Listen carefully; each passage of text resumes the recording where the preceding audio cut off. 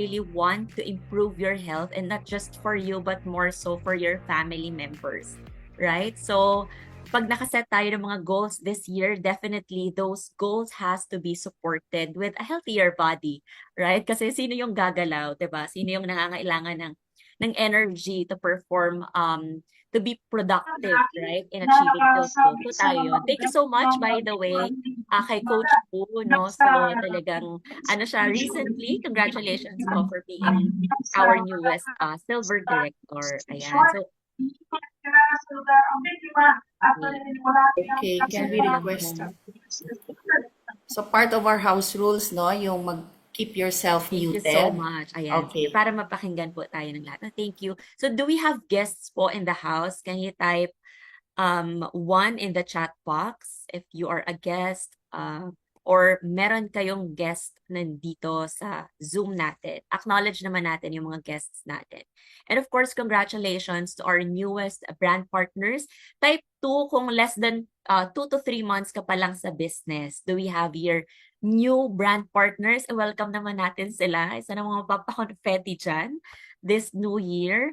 Welcome, welcome everyone. And for those who have been in the business for, several months to a year, I'm sure marami na kayong mga health talks, product trainings na na-attendan in Usana or in our community. And that's good because our goal here is mastery, right? Even ako po, no, as a nutritionist dietitian, I've been in practice for almost 10 years already, but we are being taught to have yung value na tinatawag na lifelong learner. Kasi lagi po tayong maraming matututunan every single day.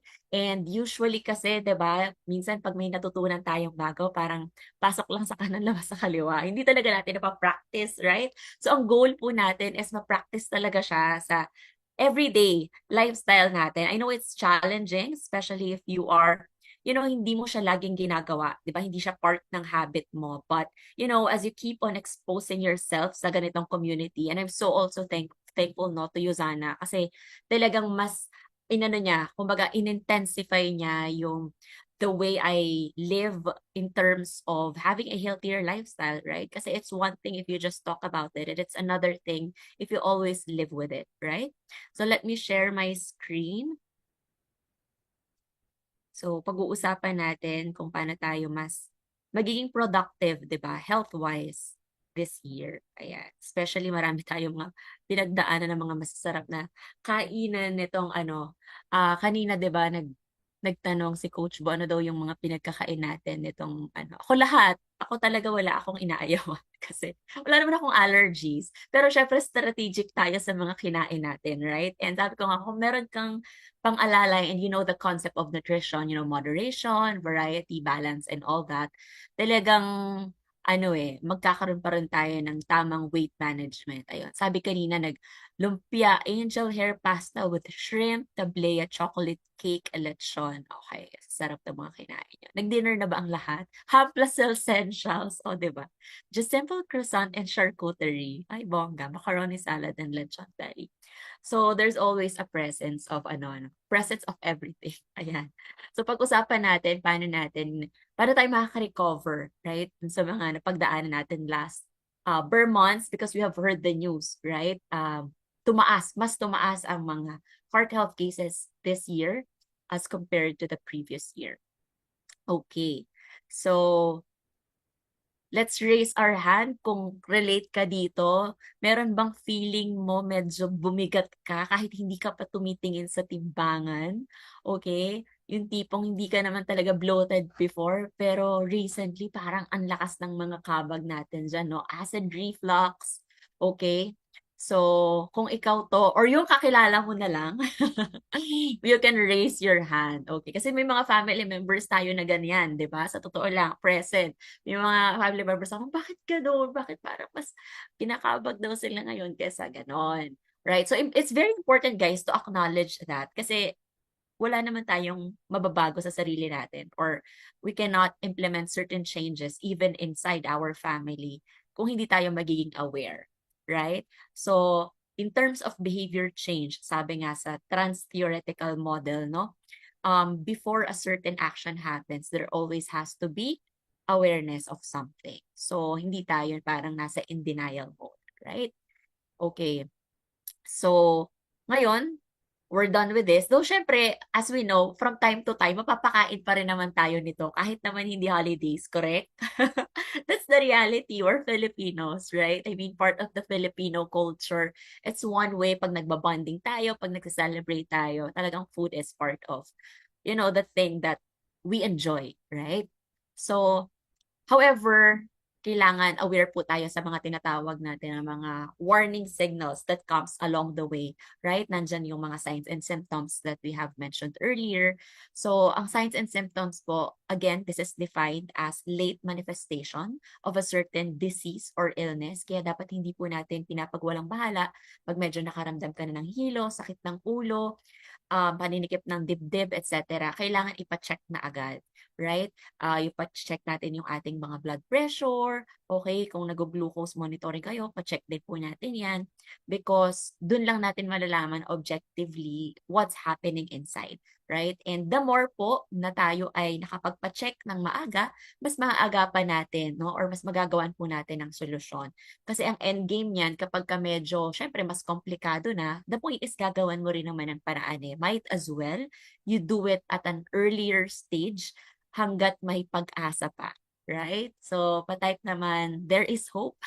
Hope na lang. Ayan, in the chat box. May pag-asa. So, kung sino man dito yung nakaranas ng mga kakaibang feeling or until now, feeling mo, you feel a little off, congratulations. No? Because you are in this Zoom call. Pag-uusapan natin yan at susolusyonan natin yan.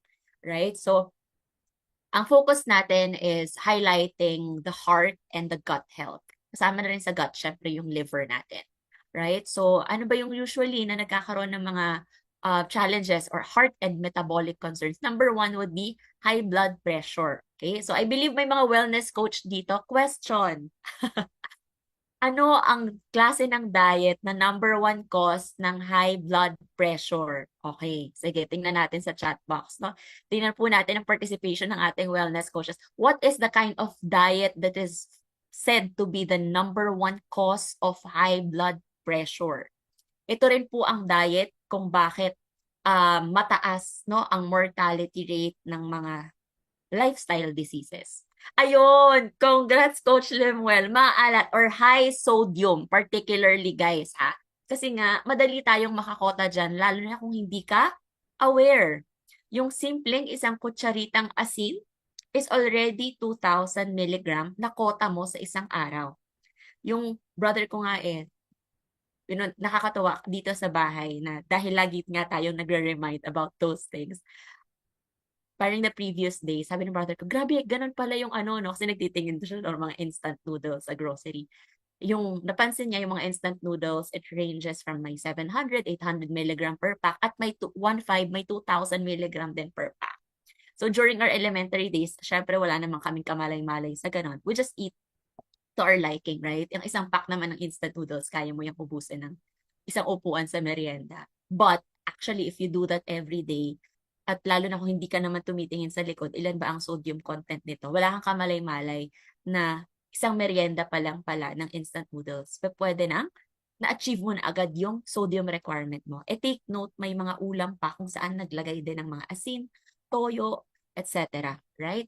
So, yun po. Number one is high sodium diet. And marami niyan, syempre, no? Lalo na kung kumain ka sa iba't ibang lugar during nung burr months, syempre hindi naman natin control na yung nagluto pala ay medyo maalat ang timpla. Okay, meron talagang mga ganon. Okay, hindi natin control syempre yung timpla ng mga kinakainan natin, right? Actually, yun din yung dahilan kung bakit talaga as much as possible, I really strive to have home-cooked meals. Kasi afford mo man paulit-ulit na kumain sa labas or mag-order or mag-grab, wala kang control eh kung paano mo yung mga pampalasang pinaglalagay nila doon. So no matter how delicious or how expensive the dish is, the fact that you don't know the amount of sodium that they are actually putting in, 'di ba? Over time, hindi siya worth it, right? Walang peace of mind sa ganun. Okay, so increased cholesterol, syempre maraming mga prito dyan, hindi mawawala ang mga fried chicken, no? And iba't ibang klaseng fried food pastries, saturated fats, trans fats. Okay, inflammation that comes from ultra-processed fried, and that leads to, of course, abdominal weight gain. So, hindi naman lingid sa kalaman ng lahat, 'di ba, na talagang and yung pinsan ko din pala 'no is a cardio doctor, and talagang pino-post niya sa GC namin, "Oh, maghinay-hinay kayo sa pagkain, pagkakain niyo, wag kayo agad uupo, tayo-tayo muna kayo," ganyan. It's because dahil nga cardio doctor siya, parang interventional cardiologist something. Nag-oopera sila, mga ganyan. So, may mga cases siya na 39, gano'n, 42. So, yung mga ano, bata-batang age is nagkakaroon talaga ng mga heart disease na. Okay, and take note na isang dekada na po natin itong problema, right? Kaya naman napaka-importante po ng role ng bawat isa sa atin dito. Number one, to start with ourselves. Yung mga ganito pong health talks na natutunan natin, I hope every day, no, we do something kahit small habits, because it will definitely compound over time. And let's not limit it to ourselves. Let's share it with other people, because it's only through proper education, awareness po, no, nagkakaroon ng compounding na effect yung mga ginagawa po natin. Okay. So, in terms of gut and digestive concerns, number one dyan, feeling bloated or nagiging gassy, no, yung pakiramdam natin. Constipation, lalo na pag kulang sa tubig, kulang sa fiber, hindi ka masyadong nagugulay-gulay, ganyan. Okay, acid reflux, especially pag bigla na lang tayong humiga or um, nag-lie down after eating. Ideally, you don't lie down 2 to 3 hours. Um, well, pwede kang humahiga after 2 to 3 hours pagkakain. So, poor nutrient absorption, right? Lalo na kapag kasi sometimes na pag Burr months, there are also changes in weather. Before, tanda ko no, mga 5, 6 years ago, before I met Yuzana, pag Burr months talaga, because of change ng weather, we usually had antibiotics dahil nga meron akong allergic rhinitis before, leading to nagkakaroon ng progressive cough, etc.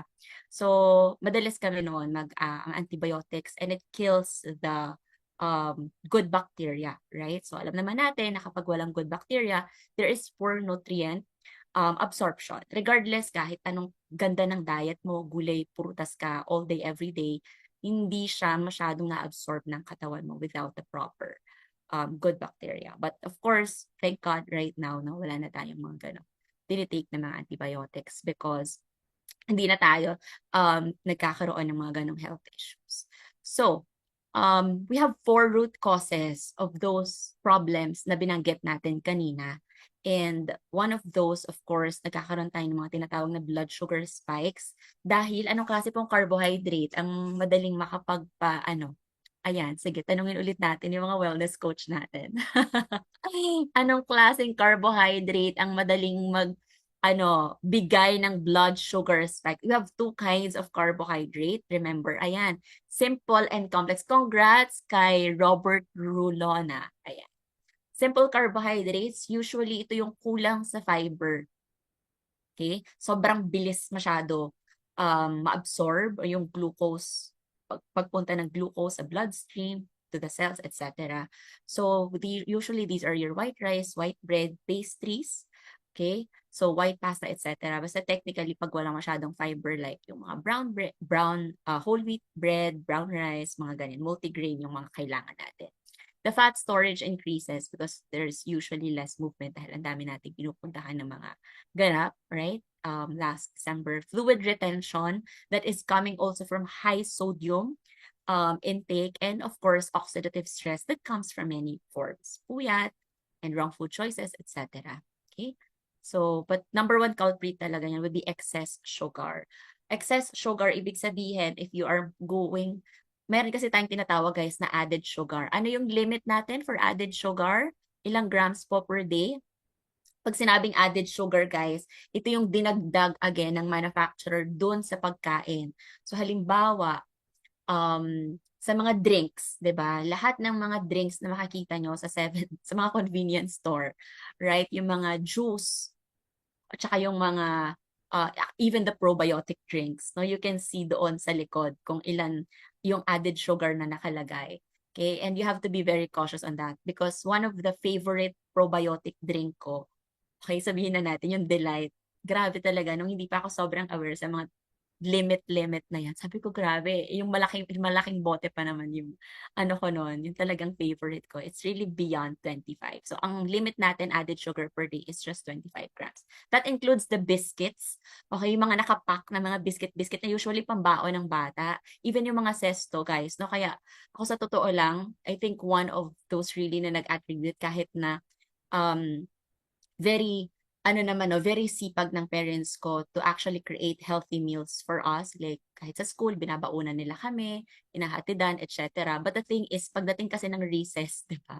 And yung mga binibili mo sa canteen, ano ba yung mga binibili natin sa canteen? Usually mga juice, tsaka kung ano ng mga biskwit. So nung napakompute ako, sabi ko, shucks, I think I'm really having more than 25 grams of added sugar way back during my school days. Kaya sabi ko sa totoo lang dapat informed yung mga parents pagdating sa mga ganon. Kasi the fact na araw-araw siyang kakainin ng mga kids, it actually affects their brain development and how they respond to their studies and all that.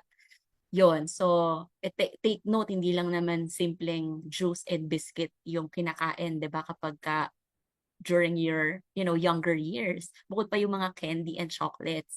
So imagine, yung more than 25 grams na pumapasok na added sugar per day, that compounds over time.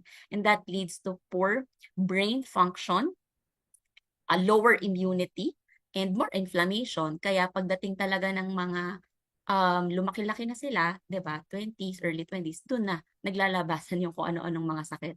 Ano na, yung inflammation, nagkaroon na talaga ng chronic inflammation over time because of that excess added sugar. I'm talking about added sugar po ha, kasi technically meron naman na talagang carbohydrate sa loob ng kanin, pasta, ganyan. Hindi po siya counted as added sugar because pati yung mga fruits, those are natural sugars that are occurring in the food itself. What I'm talking about na added sugar is again yung dinagdag mismo ng manufacturer by the time that the product was created. So yun yung dapat na very tayo, conscious, okay, in counting, or else talaga magiging biktima po tayo na itong mga pinag-uusapan natin. Alright, moving forward, root cause number 2, alcohol drinks, 'di ba? So ano ba yung mga favorite na alcoholic drinks na ininom nyo, okay, during the Burr month? So it comes in many forms and okay lang yan so long as it's in moderation, it's occasional, right? So sabi nga the worst drink for our liver is yung mga hard liquor lalo na pag at least 2 shots ka every day, right? So delikado po yan pagka syempre inaraw-araw natin, right? Was one of the golden rule naman yan 'di ba? Anything that is too much is not okay, right? So syempre ang sobrang pagod dyan is yung liver natin, right? We don't want to stress out our liver too much.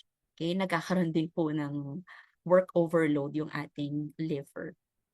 Okay, root cause number 3 is low fiber and protein that eventually can lead to poor or low muscle mass, as we know.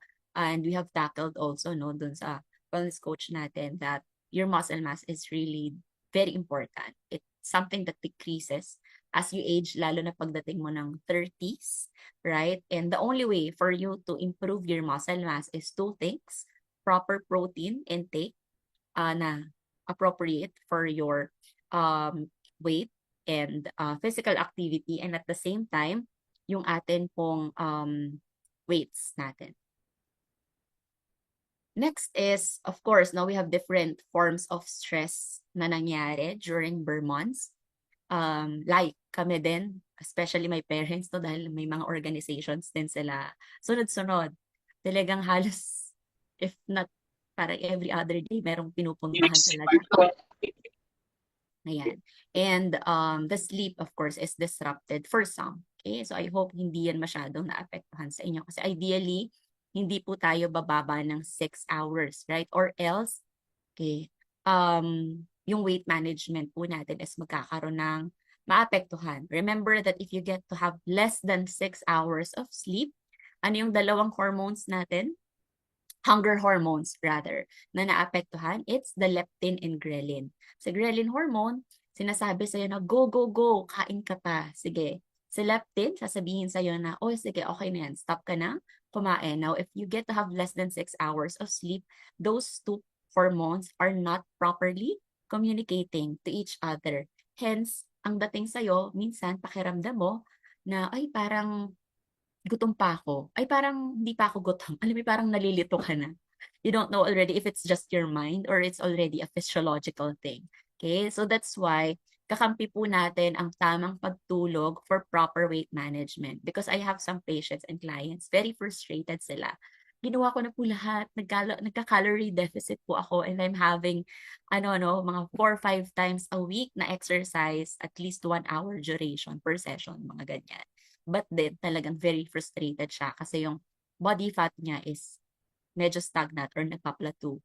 And then yung muscle mass niya is hindi rin ganun ka nag increase. And one of those is dahil ang dami niyang ganap sa life. Ito nga, nasa 4 or 5 hours lang yung sleep niya. So it really has to be holistic, guys. No, we cannot just depend on one thing, one pillar or lifestyle habit, and then expect na natin that it will solve everything for us, right? So marami po tayong mga health goals and we also have a lot of, kumbaga, lifestyle factors kung saan maaring ikasira yun ang health natin. And so yung solution din po is multifactorial, right? Yun, ganun po natin siya i-approach, okay? So every time our cortisol or yung stress hormone po natin is nag-elevate, it will also affect how we manage our cravings. Ayan, kaya napaka-importante po that we also regulate that. Okay, so let's go to the solution. Can we type in the chat box? I am proactive. Okay, kasi nasa solution part na tayo, 'di ba? So at the end of the day, pag may problema, may solusyon. Ganun lang naman 'yun, 'di ba? It's very important for us to understand kung paano makakatulong yung mga nutrients na pag-uusapan natin. Where do we get it? How do we get it at optimal amounts? Okay? Yan. So, key nutrients for our heart health. We have 5 key nutrients. Actually, non-negotiable talaga to for me. Lalo na kapag naintindihan nyo how does it work. Okay? Because you cannot, for me on my perspective, lalo na when you really dig in deeper into this, kung gusto mo talaga maprotektahan yung buong puso mo, sometimes kasi people ask, alin dyan yung isa lang na pwede kong piliin? Very challenging ko yung sagutin kung isang nutrient lang. Because they really have a particular function that hindi maire-replace basta-basta nung isa. So may kanya-kanya po silang responsibilidad sa puso natin. Okay. So omega-3, grapeseed extract, coenzyme Q10, magnesium, calcium. And iba-iba rin yung parte kung saan sila nagtatrabaho sa puso natin. Right? Okay.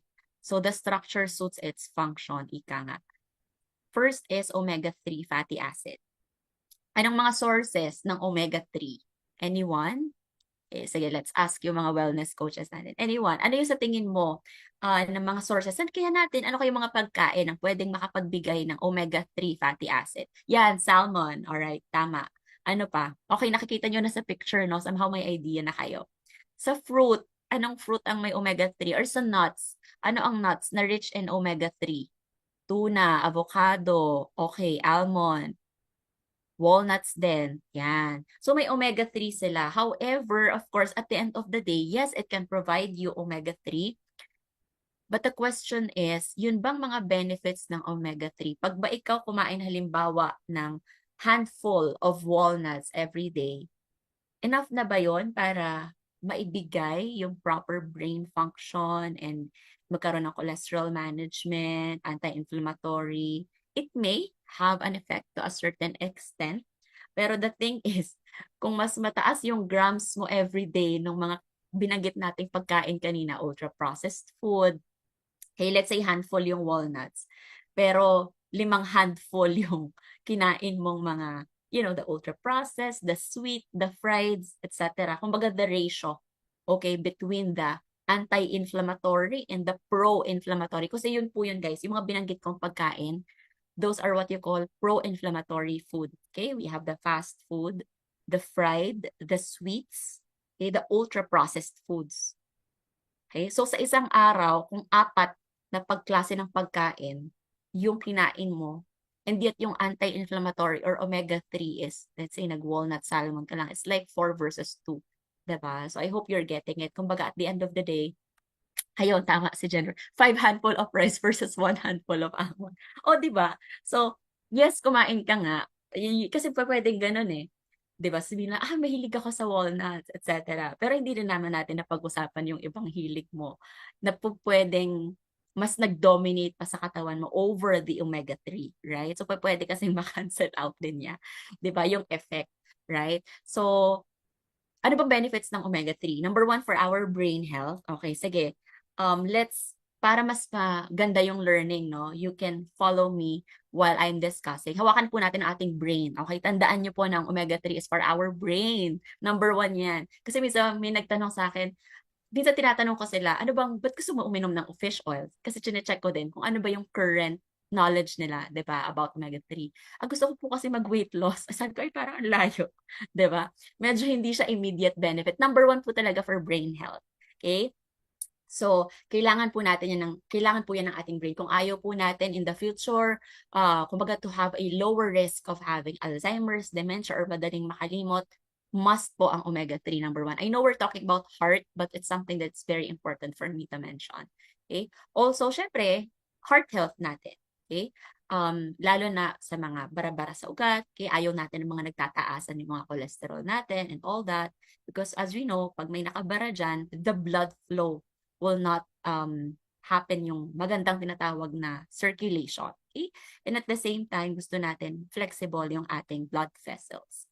Right? Also, other effects, other benefits, syempre ng omega-3 is also good for your eye health, for your skin, for your hair. Sobrang dami po. For your joints, 'di ba? Ang dami pong benefits ng omega-3. Kung meron man na non-negotiable nutrient talaga na dapat pong lagi kayong meron, it's always the omega-3, and you would need around 1,000 to 2,000, up to 3 actually, milligrams per day.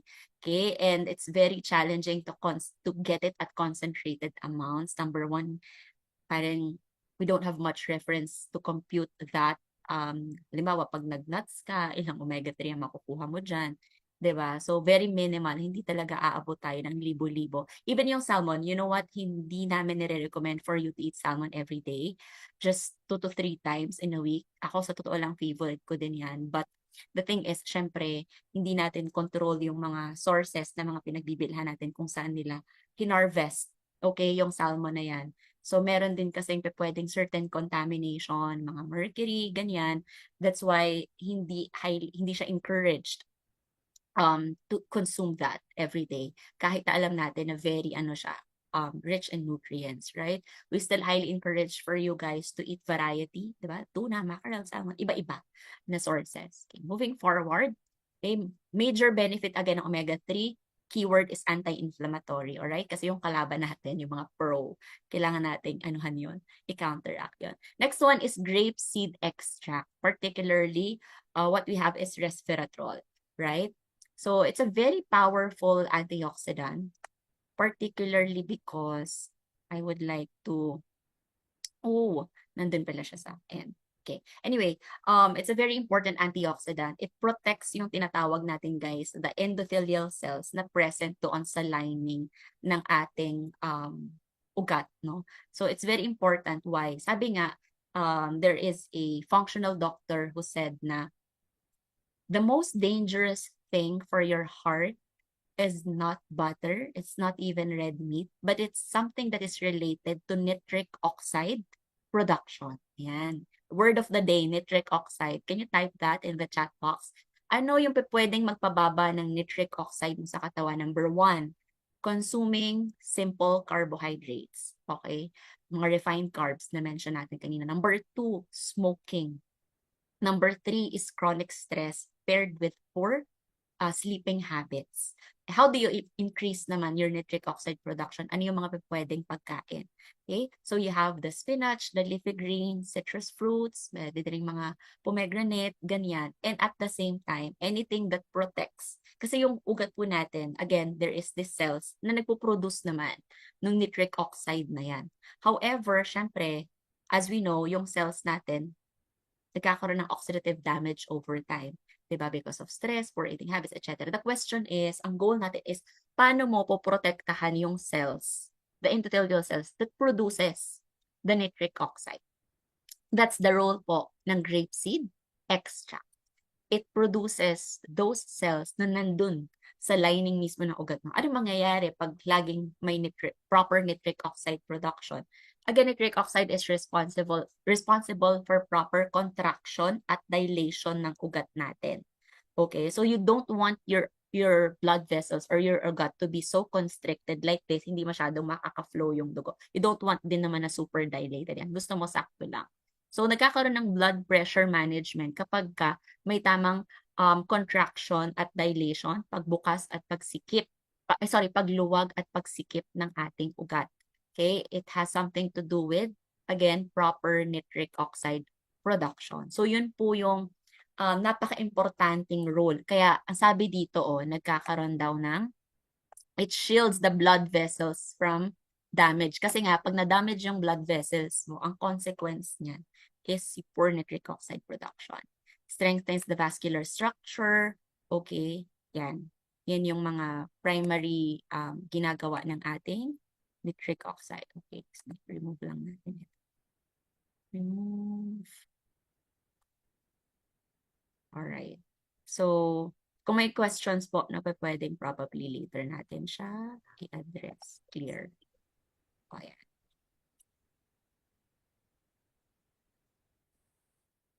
Alright, moving forward, next naman is CoQ10 or coenzyme Q10. Meron po bang first time narinig ang CoQ10?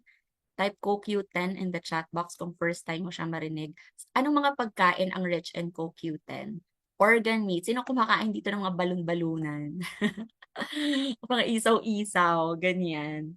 Okay, well, meron din naman sa mga red meats, di ba? And all. But the thing is, as of the moment, kasi we don't really highly encourage eating those. 'Di ba? Yung red meat nga ideally ano na lang siya very seldom, no? Okay, igado, liver, ay sarap niyan. Ako din naman from time to time, no, nahihilig tayo sa kasi magaling magluto ang mother ko ng liver steak with lots of onions and potatoes. O, di ba? So, masarap yan, syempre. But, we don't expect na kuhanin natin dyan yung computer natin ng bonggang-bongga. Di ba? Because, hindi rin naman sufficient. Okay? So, according to studies, guys, kailangan natin ng 100 milligram to 200 milligram ng CoQ10 para makuha natin yung benefits na nakukuha nyo right now in the screen. The thing is, very minimal lang talaga yung CoQ10 sa mga pagkain. Parang ranges lang yan ng 3 to 5 milligram kada serving. O, diba? So, meron siya. But again, the question is, yun bang amount na yun is sufficient enough for us to expect for that nutrient to deliver its function? Okay? Because, again, basic, yung CoQ10, lahat tayo pinanganak niyan. That is present in, saan po present ang CoQ10 primarily? Saang part ng cells natin? Starts with letter M. Mitochondria, yan. Mga top-notcher talaga natin to. Mitochondria, which is the powerhouse of the cell. Bakit si CoQ10 related to energy? Kasi nga nandun siya sa mitochondria kung saan ginagawa yung energy natin. Okay, para siyang yung pinaka factory, yung manufacturing site ng energy, powerhouse of the cell, right? Ngayon, again, tatlong bagay bakit bumababa yung ating CoQ10. Ayan, I think that was my reel kanina, 'di ba? Kung nakita niyo yun in my social media. First, bakit bumababa ang CoQ10? Because of aging. Perfect. Number 2, second, bakit bumababa ang mitochondria, ang CoQ10 rather? Medication, lalo na pag anong particular medication? Statin medication. Perfect. O, di ba? So, tanungin mo yung client mo, ma'am, ano po ba ang medication mo? Ay, naku, kasi recently mataas yung cholesterol ko, kaya sinabi ng doktor, mag-statin daw ako. Ting! O, di ba? Pag naka-statin medication yung client mo, sabayan mo na agad ng discussion na, ma'am, did you know that one of the side effects of statin medications is pagbaba ng CoQ10 sa katawan? Nararanasan niyo po ba na recently medyo madali kayong mapagod? Madali po ba kayong hapuin or shortness of breath? Yung tipong 5 steps lang sa stairs, parang anong-ano na sila, di ba? Pagod na agad. Yun. So, sasabihin niya, ako, oo nga eh. Yun, ma'am. Kaya kailangan niyo po suportahan ng CoQ10. Okay. To support the, further. Lalo na, third, guys, ano yung pangatlo? Bakit bumababa ang CoQ10? Ang gagaling talaga ng mga to, yung mga summa cum laude. Third, bakit po? Three main reasons why CoQ10 decreases. Nabanggit nyo na kanina, aging, statin medications. There is a third one. Ano din to, isa sa mga sakit na kung saan um, marami dito sa atin sa Philippines. Start, pag may sakit ka na, D. Pag diabetic, ayun. So imagine niyo po, no, paano na lang pag yung kausap nyo na 70 years old, 80 years old, number one, aging na, diabetic pa, umiinom pa ng statin medication. No wonder hinang-hinayan. 'Di ba? Kahit kompleto tulog, kompleto kain, pero parang very ano siya, down na down, sluggish, ganon. So, ganon po ang importance ng CoQ10 because it supports muscle strength, right? And we have muscles all throughout our body. Every organ has, a muscle that needs to be. Kaya sa totoo lang, lalo na kapag may mga kidney problems sa mga patients namin, regardless of the level and any organ damage, failure, ganyan, talagang CoQ10 is very, very important.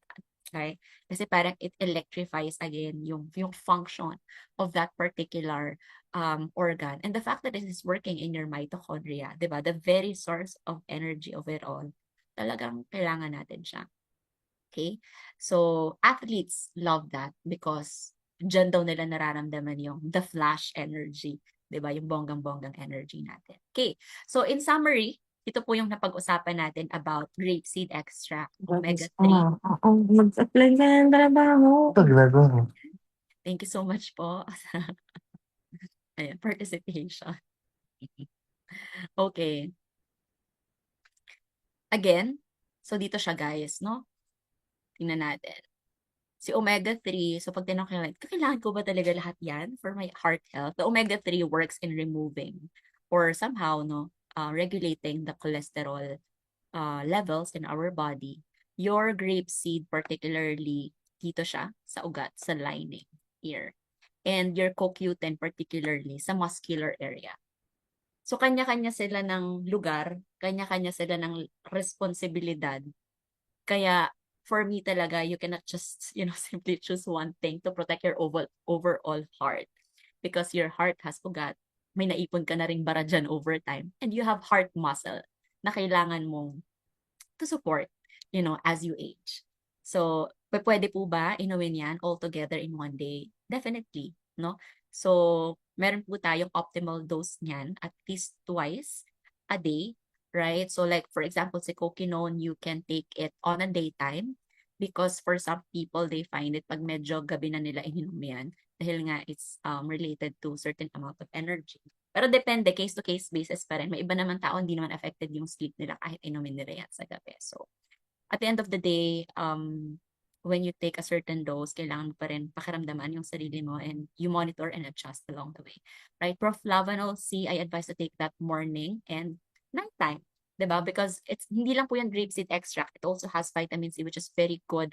Non-acidic vitamin C na ano siya, no, makakatulong for your immune system, more collagen production sa skin, right? And meron din siyang parang antihistamine properties. Okay? Yan. Omega-3. Anong kaibahan again ng ating omega-3? It has what? Vitamin D. Okay? Together with it. At hindi po siya malansa. Take note. And yan po yung klase ng omega-3 na nag-undergo ng tinatawag na double molecular distillation process. Napaka-importante po nun na malaman ninyo because not all fish oil are the same. Okay? So, napakaganda po ng manufacturing process na ginawa in all of these products. And yun pa lang, it already gives you the peace of mind that it doesn't have any contaminants, heavy metals, etc.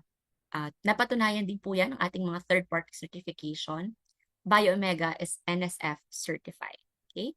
So, syempre basic yung FDA. Lahat naman niya meron FDA. Ito pala yung nabanggit ko kanina, guys, when I was talking about the grapeseed extract. Para lang mas ma-imagine ninyo, ito yung itsura ng how the grapeseed extract protects yung endothelial cells. Sila po yung nasa pinaka-walls lining ng blood vessels ninyo. So, syempre, over time, pag na-damage siya, di ba? Kumbaga parang sa bakal, pag nangalawang, yung gilid-gilid, the bakal wouldn't be as sturdy anymore. Kahit bakal yan, right? Ang bakal, di ba, nadadamage din siya over time pag nangangalawang. So, ganun din yung ugat mo, right? Hindi tayo forever, unless poprotektahan mo talaga siya. Okay, so we have the due diligence of really protecting or preserving the function of our organs. Magnesium and calcium, very important for our heart health as well. Okay, so kaya yung Magnical D natin, hindi lang siya for bone, good din siya for your muscle and nerve function, right? So let me show to you a certain research. Research shows, okay, sabi dito, to reduce blood pressure, actually merong ano tayo, nasa 400 milligrams. Nakakita rin ako recently ng study kung saan kapag uminom ka daw ng 400 milligram of, halimbawa may challenge ka in your blood pressure, and then you take consistently magnesium 400 milligrams from supplement straight for 3 months, it can really have a significant improvement po ng in regulating your blood pressure. So, nakakatulong siya. Okay? So, it's again, nakakatulong ang ating Magnical D not just for your bone health, but more so for your muscle and nerve health. Right? So, malaking tulong siya. Okay. Also, andito rin yung ating mga antioxidants, right?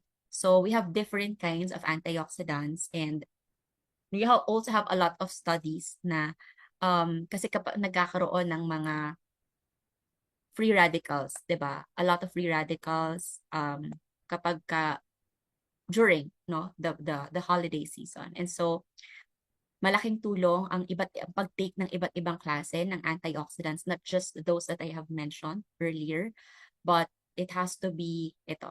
Yan. So may na-mention in this study.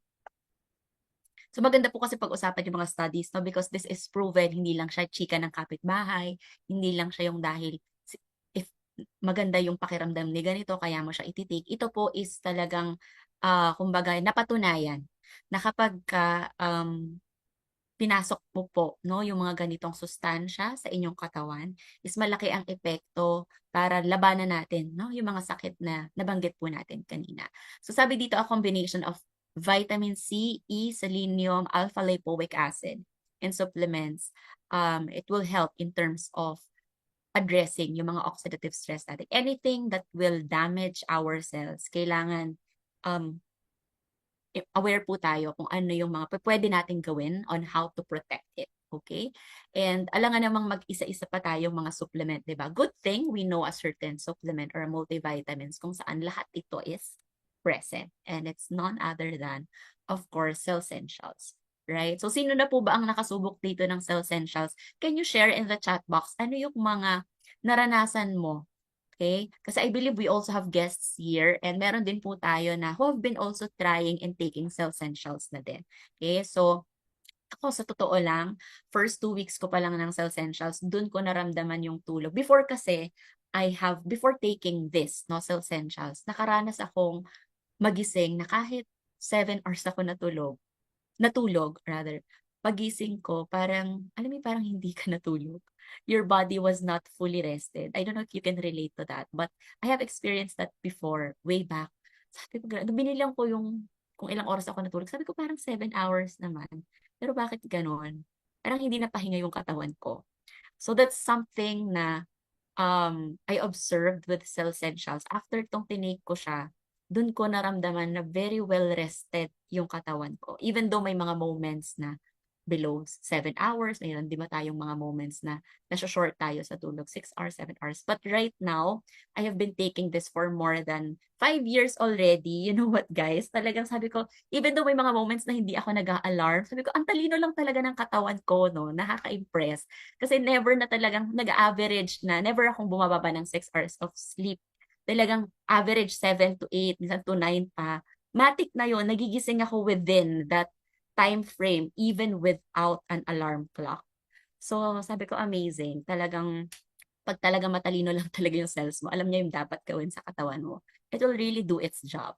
Okay? And at the same time, ayun nga, in terms of strengthening our immune system, sa panahon ngayon, maraming may flu, right? Sipon, ubo, ganyan. And I'm so grateful na alam natin na pwedeng meron talaga tayong panlaban. Yes, may mga moments pa rin naman na, nagkakaroon tayo ng ganun. But compared before po kasi, no, during my elementary high school years, college, ganyan, tumatagal siya like more than 2 weeks, sipon, ubo, minsan kahit naka-antibiotic na kami, parang wala pa rin nangyayari. Pero right now, kung may mga moments man na magsipon ng konti, ganyan. Parang 2 to 3 days lang or so. Dahil lang nagkaroon ng mga, 'di ba, sunod-sunod something na puyatan moments, that especially ng holidays and all, ang daming mga ganap. Kaya as long as tama lang talaga yung tulog mo, tapos optimal yung nutrients, and at the same time, the food is good, talagang wala tayong magiging problema dyan. Okay, so moving forward, let's go to our gut and liver health. So very important to. Okay. So, ang liver naman po is part ng gut. Okay. Medyo inano ko lang siya, um, nagkaroon ng, kumbaga, another separate ano for it, highlight because of its specific function, lalo na sa detoxification. At gusto natin lahat na efficient mangyari yun, especially ngayon na post-holiday season already. Okay? So, yan. Yan ang pag-uusapan natin. Okay. So these are the nutrients that are very important, no, na na maprotektahan natin, especially as we age. Why? Because probiotic is something, again, na nawawala siya pagka tayo ay umiinom ng mga antibiotic, aging, etc. Actually, maraming reasons bakit nawawala yung ating probiotic. So it can be genetics, it can be age, environmental factors, etc. So maraming dahilan, hindi lang antibiotic. Okay? So maraming kalaban ng ating mga good bacteria. That's why it's very important for us to replenish it. Yes, makukuha natin siya sa mga, sabi nga, mga kimchi, ganyan. But the thing is, we're not sure if we are getting it at concentrated amounts. Yun yung goal. Alright? And you cannot really measure kung ilan ba talaga yung nakukuha natin. Okay? So, and probiotic also differ. Iba-iba po ang ano niyan, no? Very important na alam natin ilang billions of CFU, yung colony forming unit na tinatawag, because it's the amount of good bacteria you are getting. Yun talaga yung binabayaran po natin. Kaya hindi po siya mako-compare. Halimbawa, tinanong kayo, nag-yogurt naman po ako, nag-Yakult naman po ako. It's really different, no?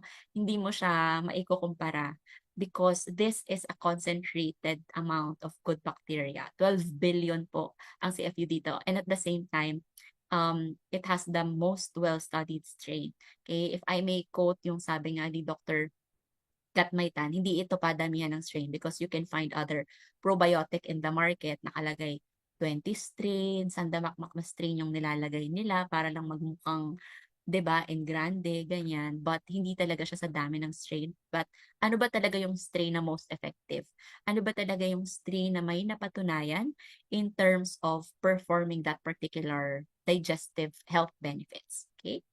So, yan po. We have that. How to take it pala, okay? So, you can take it every other day. And then, natanong din during the health symposium, meron bang particular time kung kailan mo siya dapat i-take?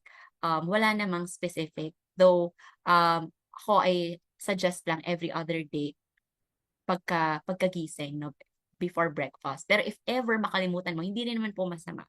If ever i-take mo siya ng lunchtime, dinner, ganyan. So long as makapag-take ka, yun ang importante. Okay? So, balik tayo dun sa digestive enzyme. So, kapag ka nararanasan mo yung mga feeling bloated, ganyan, or hindi ka matunawan, madalas na constipated, yan na po yung um, mga signs and symptoms that it may be you have a lack of digestive enzymes already because innate din naman po yan sa ating katawan. Okay? Kaya lang habang po tayo ay nagkakaedad, ayan po, ito yung mga sample ng mga enzymes, okay, na nasa katawan po natin. Nasa gut natin in particular.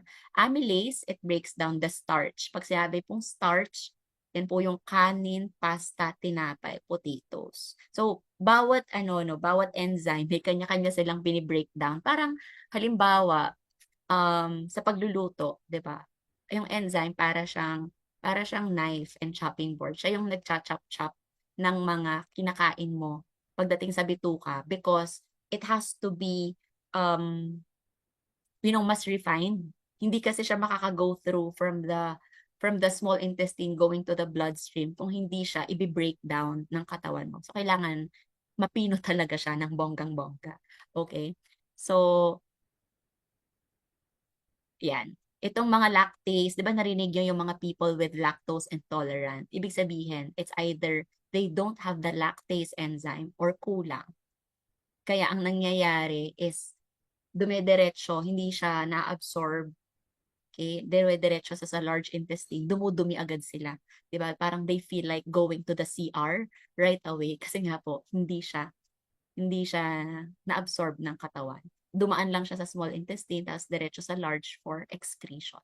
Ganun po yung nangyari dyan. So, importante, syempre, gusto natin, lahat ng pinapasok natin sa katawan natin is na may metabolize, na digest. Why? Of course, we want all the nutrients, okay, na ma-absorb, okay, from the small intestine going to the bloodstream and bloodstream going to your cells. That's the point, right? Why we are eating. We want nourishment.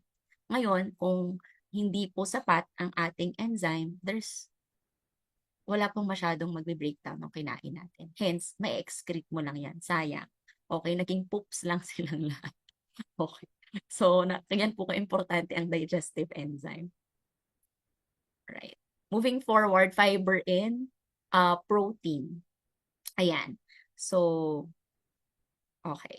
So, sabi dito, no, third most common ay colon cancer sa Philippines and is highly attributed to low fiber intake. Sa totoo lang, that's really one of my resolution to be more mindful sa aking fiber intake because, well, napapractice ko na naman din siya way back. Parang naka-average ako 15, 20 grams, ganyan. My goal is to really always hit 25 grams. So, ang fiber pwedeng makuha hindi lang po sa prutas, gulay, but also sa mga grains. Okay, so what we do right now, we incorporate, apart from having multigrain rice, brown, red, ganyan, nag-incorporate kami doon ng tricolor quinoa para yung pinakakanin pa lang namin, may fiber na agad. Okay, bukod pa sa gulay, ganon, etc. So, hindi naman kasi all the time, di ba, may lutong gulay, prutas, etc. Ganyan. So, importante yon fiber. Okay? So,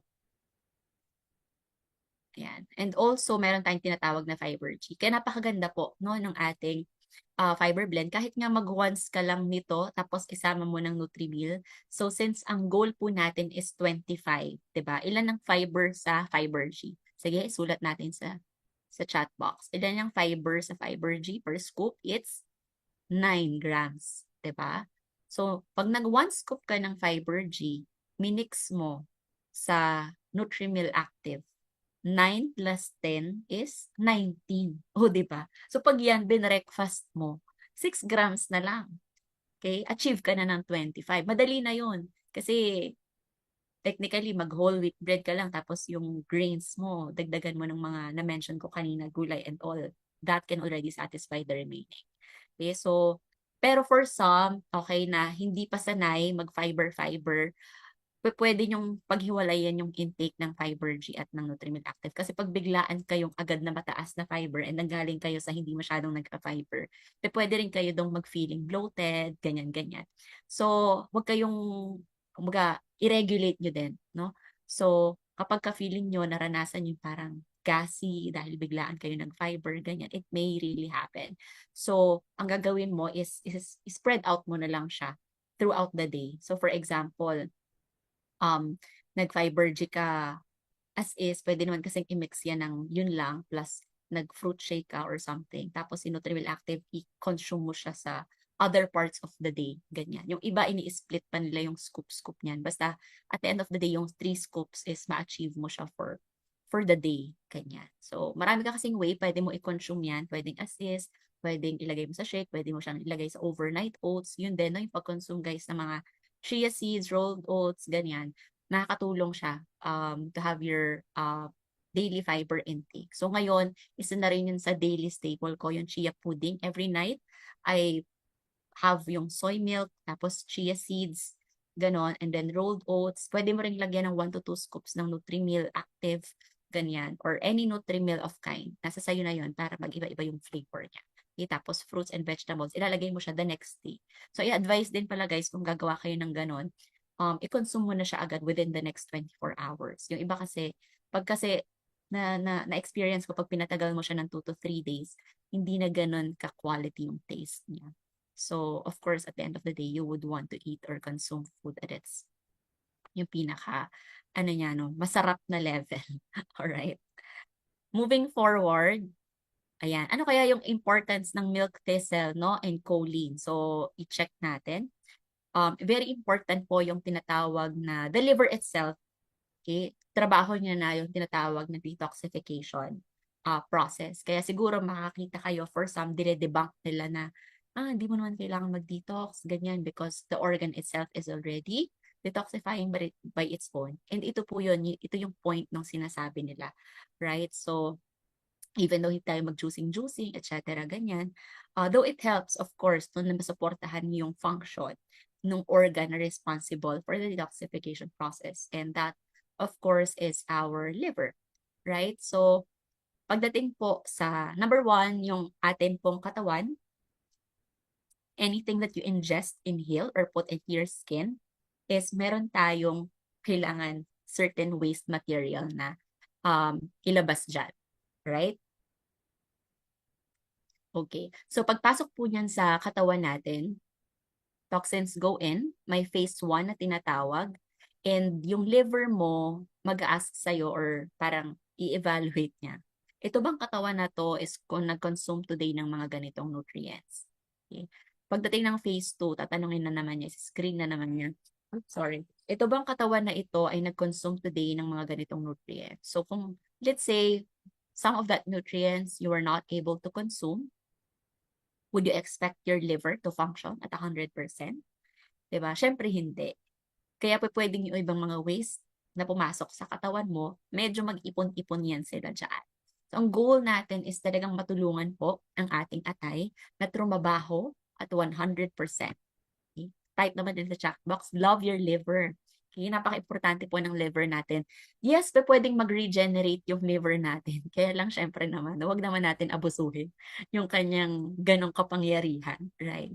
At the end of the day, gusto natin talagang i-maximize yung kaniyang function by giving or by providing our liver with the nutrients that it needs. Also, ano yung napaka-powerful antioxidant? It's what you call master antioxidant na pwede palang produce ng liver natin. Starts with the letter G. Itong antioxidant na to, pag ito laging pinoproduce ng liver mo, makakatulong din talaga to sa detoxification process. Tingnan natin. What is that antioxidant? Ay, wow! Oh, ang dami talagang mga magagaling dito. No? Congratulations! Glutathione. So, kailangan pa ba natin ng glutathione supplement outside? Not necessarily, sa totoo lang. It's not necessary. Optional. Nasa sayo na yon. No? But, so long as your liver really functions well. Pag sinabing function well, nasusuportahan mo siya with the nutrient that it needs. It can keep on producing glutathione.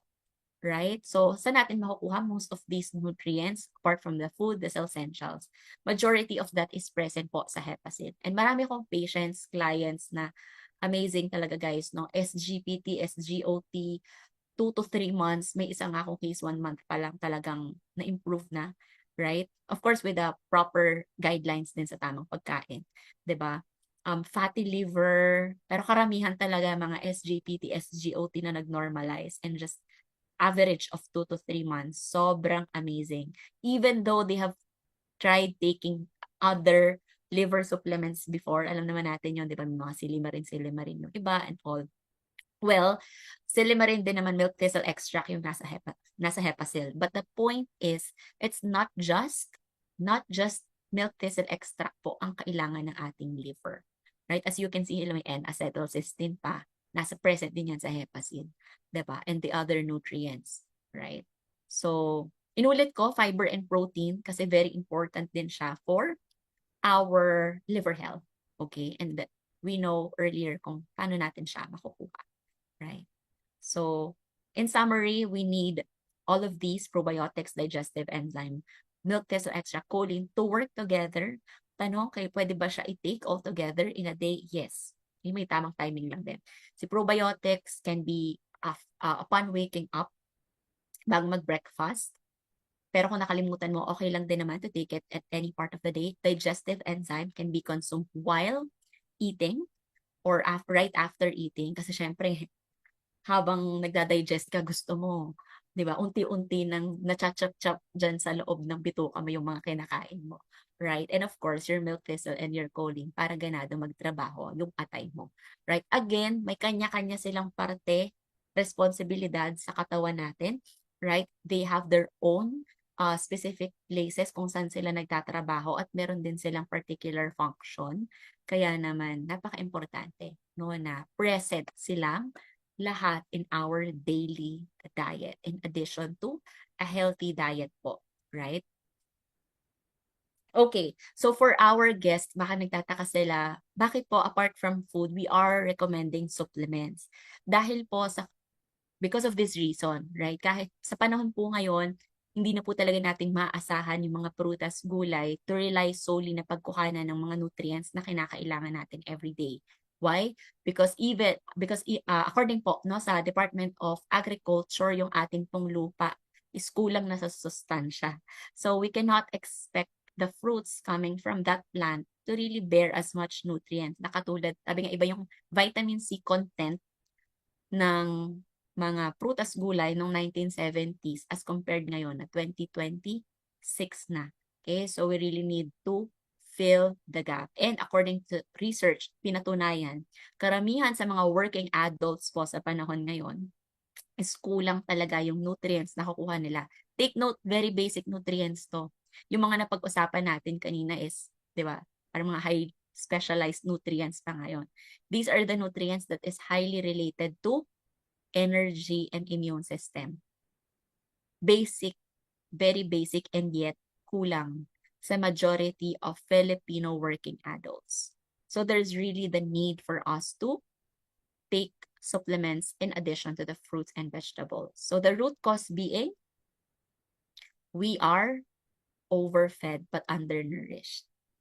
Feeling lang po natin, busog tayo, pero kulang pala sa sustansya yung kinain natin. Right? So, kaya po, in addition no, sa tamang pag-exercise, nutrition, stress, and sleep management, there is really the need for the right supplementation. However, not all supplements po are the same. So, for our guests, okay, and sa mga new brand partners natin, probably just like me, nakapag-take na rin kayo ng iba't ibang klaseng brands before. Ako rin po, no, sa totoo lang, local, international brands, I have tried it. Mga bata pa lang po kami, even less than 3, 4 years old, nagsimula na po kami mag-take ng mga vitamins and supplements. Lahat ng mura at mahal na. And in many forms, no? Powder, juice, tablet. Sampalataya po yung mga magulang namin sa supplements. Kaya wala kaming problema sa pag-take ng mga ganito. Yun nga lang, we have come to this point that, and frustration, na bakit ganon, we are still suffering from these health challenges, particularly in my case, no, yung allergic rhinitis ko, that's immune system related. Parang kung sapat yung iniinom namin, or kung effective talaga yung iniinom namin na vitamin supplements at that time. Kasi technically, in terms of food preparation, my mom is really, kumbaga, magaling talaga siya doon. Right? Hindi kami nagkulang sa prutas, gulay, tamang pagkain, ganyan. Kaya talagang ang tinitingnan lang namin is that enough ba talaga yung nutrients na nakukuha namin, not just from the food but also from the supplements, and are the supplements really pure enough to deliver its function, right? Until we have met USANA. So dito po talaga nagbago lahat. Kaya nga I wish I could have understood this sooner, kasi I've learned or I've heard USANA way back 2015, pero mas naintindihan ko lang siya ng 2019. So ikaw, baka ganun ka rin? Okay, if you're a guest today and first time mo marinig si Yosana or narinig mo na siya for many, many times over, you have heard it, but the question is, gaano po siya naiintindihan? Right? So ano ba yung naintindihan ko sa Yosana? Well, number one, nakita ko yung librong to. This really awakened me kasi majority ng mga supplements na tinitake ko before, nakalista dito at ang baba ng rating. May iba dyan, halos kapresyo ng Yosana. pero yung quality sobrang layo, 'di ba? So, langit lupa, ganyang level. So, yeah, it's very important, guys. Sorry, patayin ko lang po yung alarm ko.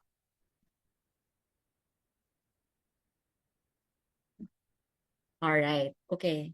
So, yeah, that very important, no? Ano yung nakita natin dito?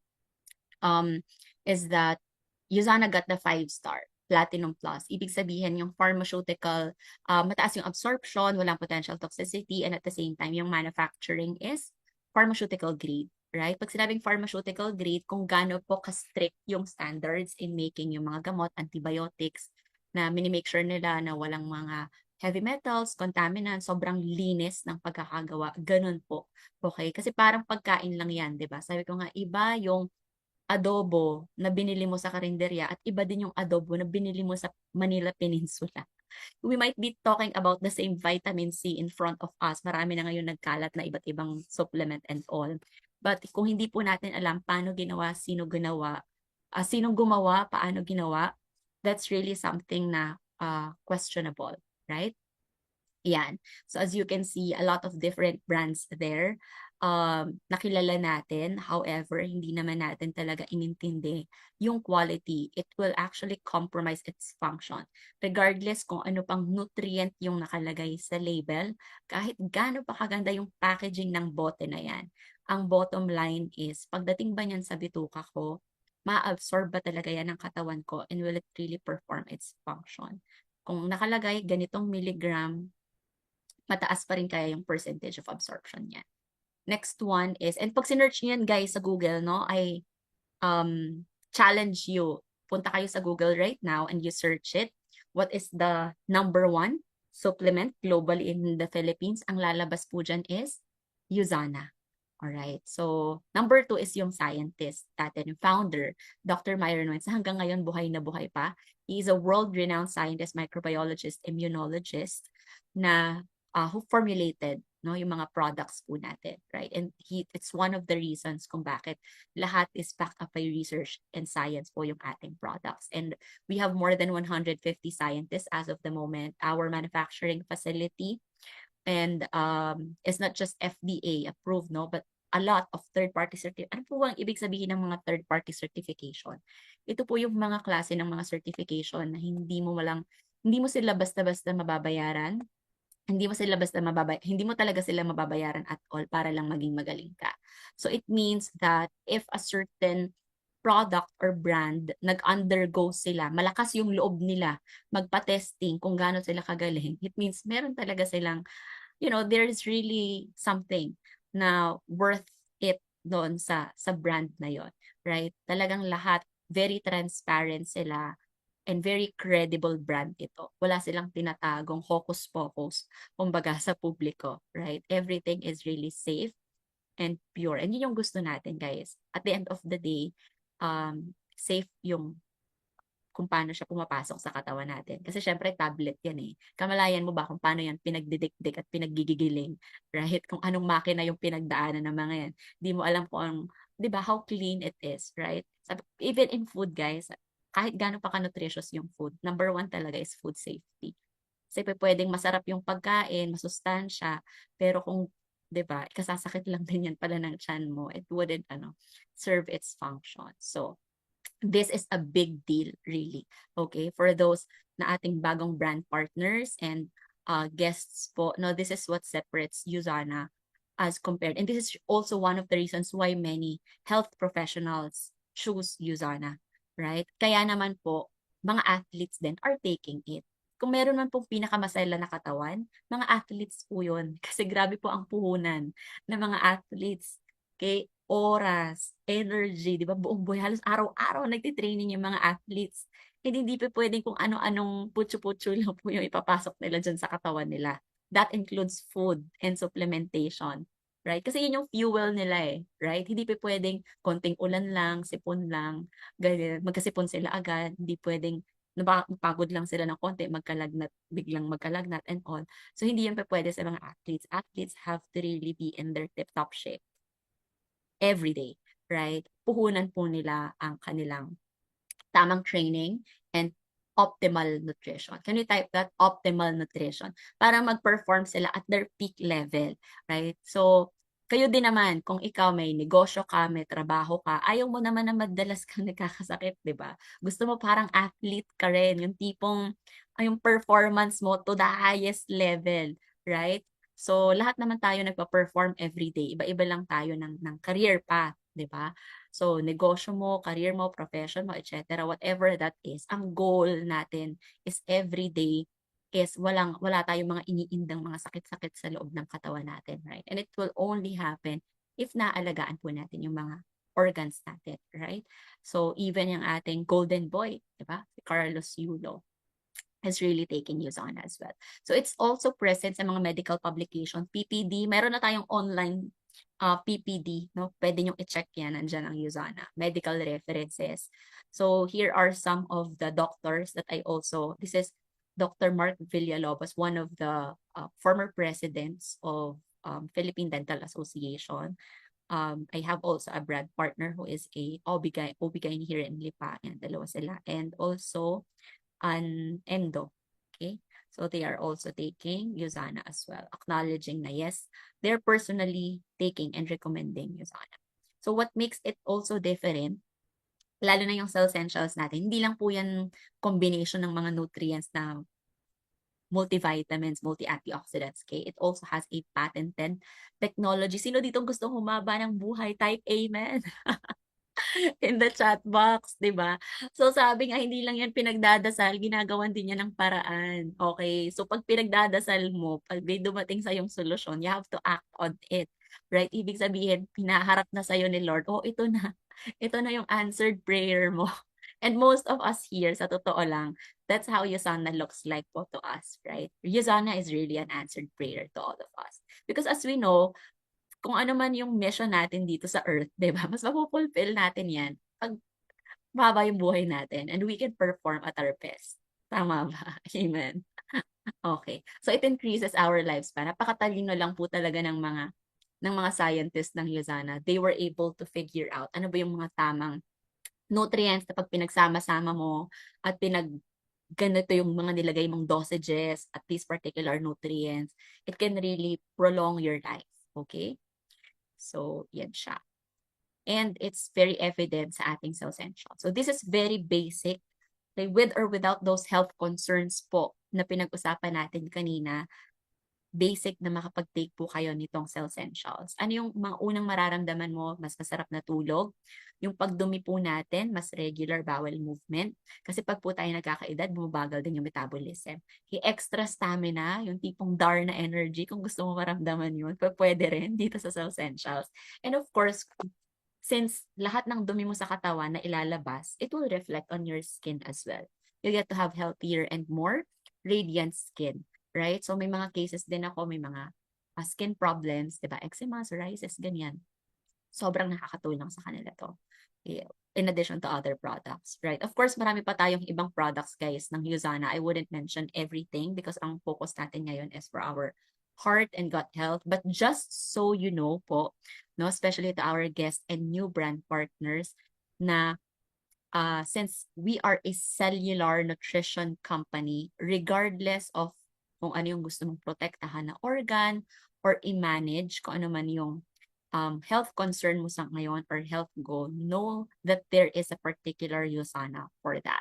You can ask the person who invited you or kung sino po yung coach or yung mentor na nag-guide sa inyo. Everyone here, all brand partners of USANA, especially our wellness coaches, are very equipped enough to explain to you kung ano po yung makakatulong din para sa inyo.